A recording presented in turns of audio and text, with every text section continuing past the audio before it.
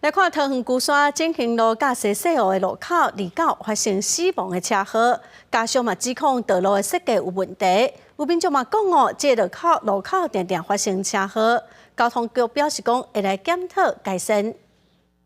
画面上看到直行的轿车弄到要倒滑的机车，桃园龟山进行路甲西西湖路口2发生死亡车祸，造成一死一伤。家属普文指出，道路设计有问题，提醒用路人爱细意。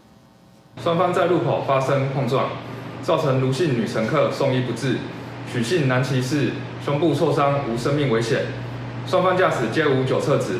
这个路口都还蛮危险的，因为这边车子都开很快，然后摩托车也骑很快，所以就会撞到。附近民众也讲，这个路口车速紧，定有车祸发生。尤其路口机车汰转区取消了后，机车倒滑专用道设伫汽车道的中央，有骑机车的人惊危险，有原先到以早汰转区停单。你看摩托车在中间啊，停在那边，我怎么骑？我都觉得很恐怖哎。本来是2段式嘛，后来改到这样的时候，就时常发生车祸的。初判是小客车违规驶在内侧左转专用车道为事故主因，针对于正兴路上上游路口的交通功能设进行检讨，加强引导，以杜绝汽车违规行驶的可能性。